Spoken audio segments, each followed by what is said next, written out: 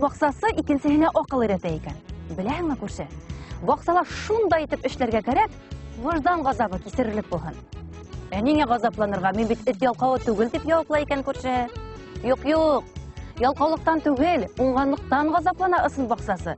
Сөнки бит бер үзе 3 атты эшһез калдыра. Бuna шулай, хөрмәтле бақсалаштар. Аттар гафу итһен, әмма ысын барлык шулай. Бер бақсасы 3 атты алмаштырыр вакыт етте. Тик май гына яйлап, безне бераз ял иттерә. Газапланмагыз, озакка түгел. Бүген программала яңа хука, яңа саяра, Мәләүз остаһы. Белгән өйрәтә, бақсасылар өчен асык дәрес. Кәбестәнән бер уста, белгес кәңәше. Танышайык кышкы бақса, матур өлге. Кул менән сәстең ниде, трактор менән ултырттың ни, бөтенләй сәсмәһеңдә кыш буе картуфтан өзелмәһең, сөнки арзан. Юк, скептиктар куткаһына бирелмәгән. Халал тиреңдә түгеп үстергәне кадерлеле, тәмлеле, бәрәкәтлеле. Бунан тыш, елдар буе бер төрлеге менән ялкыткан эшкә иҗади фантазияңды ла кушһаң, үстергән картофыңдың кыйммәте бермә-бер арта. Озын һүҙҙең ҡыҫҡаһы, ҡуҙғалдыҡ Мәләүез районы Муллағол ауылына. Унда алтын ҡуллы картуф үҫтереүсе йәшәй.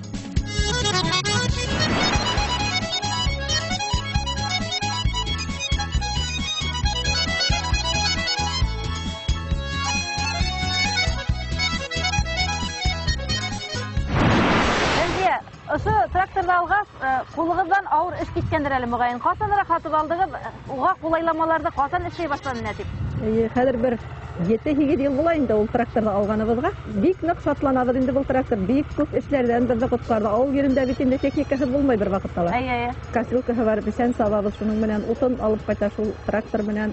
Баҡсаны һөрә шул трактор менән. Бына бәрәңге ултыртырға бит инде эшләп алды. Ҡасан эшләде? Бәрәңгене инде бер 3-4 йыл шуның менән ултыртабыҙ. Шунан һуҡалағанда ла шуның менән үтеп һуҡалай.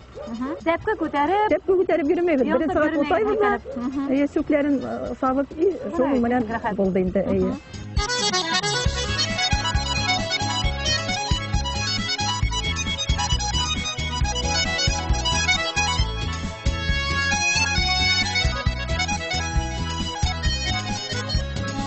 Нәзип, хәҙер картуф сәсеп берәүҙе лә аптыратып булмай. Без бай баҡса тапшырыуында гына ла 5-6 ысул күрһәттек республиканың төрлө райондарынан.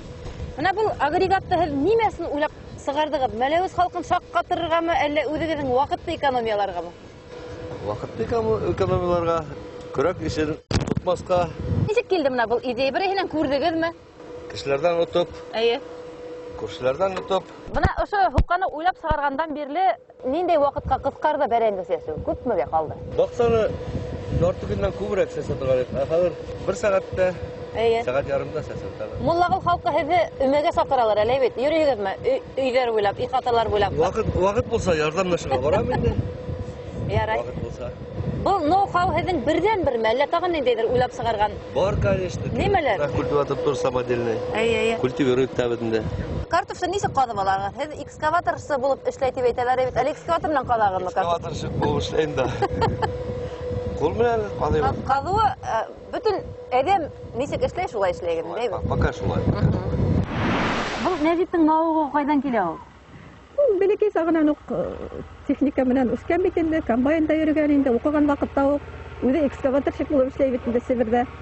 Саудовская Аравияға ла барып эшләп ҡайтты 8 ай буйына. Шул техника менән бәйләнгән бит инде бөтә һөнәре. Был ерҙе беҙгә сельсоветтан бирҙеләр, беҙ ҡайтҡас йәш ғаилә, тырыш ғаилә тип, күл буйында мына сүплек ине. Ауылдың сүплеге. Шунан ул сүплекте сельсоветтан трактор бирҙеләр, КАМАЗға тейеп, бер 5 КАМАЗ сүп түктек. 5-10 ерҙе хәҙер шул әлеге баяғы трактор менән һөрөп, үлән сәсеп, йәшәртеп алды менә әле дегәнәкләрен сабып нитә инде. Мында инде әлеге шул трактор менән ер ташып, Нәзип. 5 менә еләкләрҙе ултыртҡан ерҙе, ошо ерләрҙе 5 үҙе ер ташып һалып эшләде инде. Бер нисә вариант булдымы? Әллә тоттоғоҙ да эшләнегеҙме бына ошоно? Ҡайҙандыр ҡарап? Юҡ, пока мынсы беренсе вариант. Уңайлымы уңал? Ниндәйҙер етешһеҙлектәре бармы хәҙер? Уңайлы, ҡул менән, күберәк ҡул менән сәсәбеҙ. Буранда эшләйбеҙ дә ҡул менән сәсәбеҙ. Артынан өлгөрөп булмаймы? Өлгөрөп булмай. Аҙаҡтан хочу переделать, чтоб автоматически вести. Бәрәңге картуфы ҡойолоп барһын, ебет. Ярай, бана икенче этап, онда килеп төшерергә язган Алла бирһә. Менә әле бер һеңгемдекен сәсеп килделәр уже. Менә берекен сәстеләр. Хәзер һәт кайтып китсәк, икенче баксан, өченче баксан сәсеп. Бер көн эчендә 3 бакса. Бер көн эчендә өченче баксан сәсеп китәләр. Бик яхшы. Менә бит баксасылар әйткән була, картуф сәсеп, бәрәңге сәсеп, хәзер кемде аптыратаһың дип. Мәләвез районы Муллагыл авылында яшәгән Рәмзия һәм Нәҗип Сәлимовлар барыһын да аптыратты. Киләсәктә лә яңа идеялар килеп торган, туып торган, тормышка ашып торган. Умытлар һәргә. Сәламәтлек. Рәхмәт.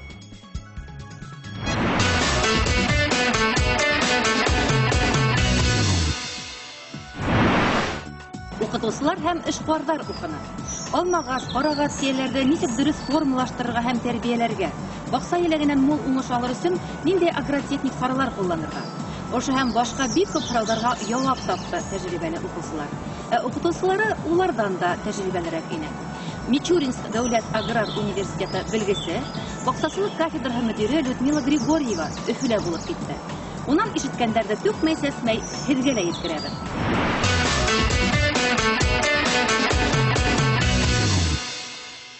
Блошка может съесть вообще все листочки. Самое опасное, она может съесть точку роста. Точку роста, если она съедает, как я вам говорила, это все равно, что прирезка, да? То есть начинают пробуждаться нижние почки, и мы вместо одного саженца, да?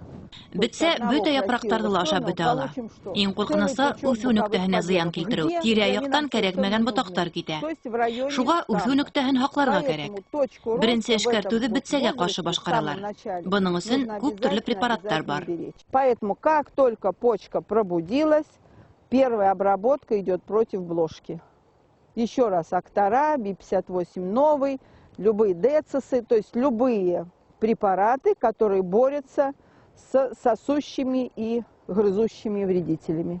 Здесь сейчас не только блошка, здесь уже и гусеница пошла. Потому что я посмотрела, очень много листьев свернутых уже. Извините, а кто это? Это листовертка, да? Бында бетсәгенә түгел каршылауктар да барлыкка килгән. Сөнки япрактар бөрешкән. Был листовертка бүҗәгенең эше. Шуга эшкәртүгә зур игътибар бирергә кирәк. Әле имештәр юк, сәламәтлеккә зыян килмәй. Эҫе һава торышы сәбәп була алмай. Эшкәртүҙе иртән иртүк яки кис үткәрергә кәрәк. Зур хужалыктарда эшкәртү тәүлек әйләнәһенә башкарыла.